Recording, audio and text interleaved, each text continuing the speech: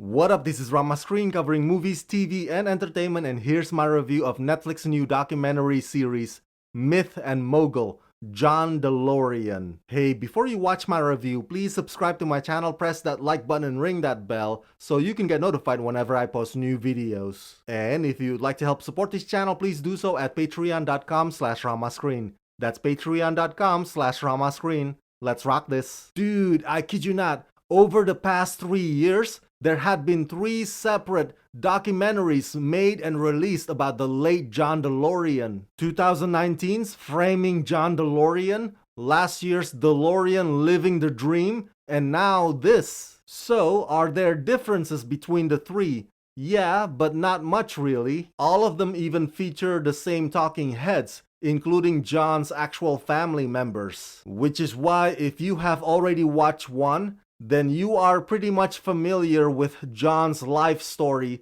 like the back of your hand. To be fair, the 2019 Framing John DeLorean features reenactments starring Alec Baldwin as DeLorean, and last year's DeLorean Living the Dream features aficionados and admirers of the cars themselves. Whereas this one, I guess you can call it the most extensive one, because not only does it divide John's story into 3 episodes, but this also seems to dig deeper into John's past. So much so that by the end of it, you might view him more as a tragic person rather than an inspiring visionary entrepreneur. Combining exclusive access and interviews with never-before-seen footage shot by Oscar-winning director D.A. Pennebaker, this 3-part documentary series explores the rise and fall of automotive icon John DeLorean,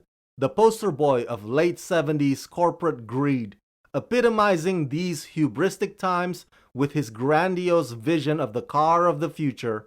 The series will show how John DeLorean come to captivate the world. So does this docu humanize John or does it vilify him? You be the judge of that, but I'd say a little bit of both. I think what Myth and Mogul attempts is what the title exactly suggests. It tries to break down the myth and psychoanalyze John DeLorean the person in order to better understand the legacy that he left behind. The first episode is about his time at General Motors and his efforts to break away from that and to make his ambitions come true. The second episode focuses on the politics and the instability of having the DeLorean factory located in the war-torn Ireland. And the third episode, of course, is about the whole cocaine bust and ultimately the undoing of John DeLorean. Each of those episodes keep going flashback to his upbringing. This docu is hell-bent curious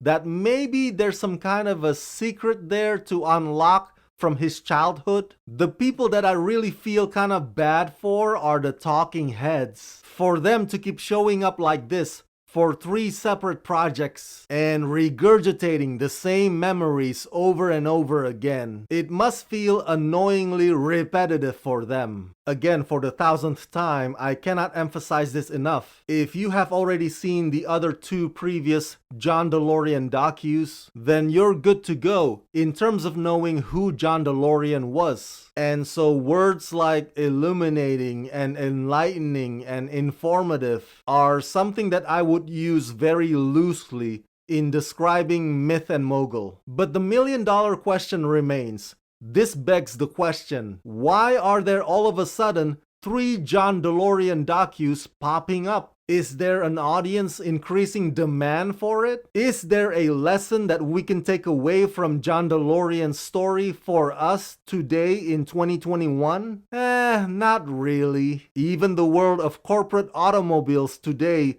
is miles different from what it was 3 or 4 decades ago. You can argue, well, John wanted his car to be environmental friendly, so that's gotta mean something for today's fight against climate change, right? Not really, because if you think about it, when the chips are down, everything that John DeLorean did was only for John DeLorean. John DeLorean wanted to help only John DeLorean. Everything else is just optics virtue signaling, or marketing ploy. Or maybe this is a cautionary tale, a case study of what not to do. Then by all means, go watch this docu-series. But at this point, Hollywood should just stop making docus about him and just start making a narrative biopic movie about him already. It's practically begging for it anyway. At least that format would allow for interesting creative license to kick in, as opposed to this, which is just covering the same grounds all over again.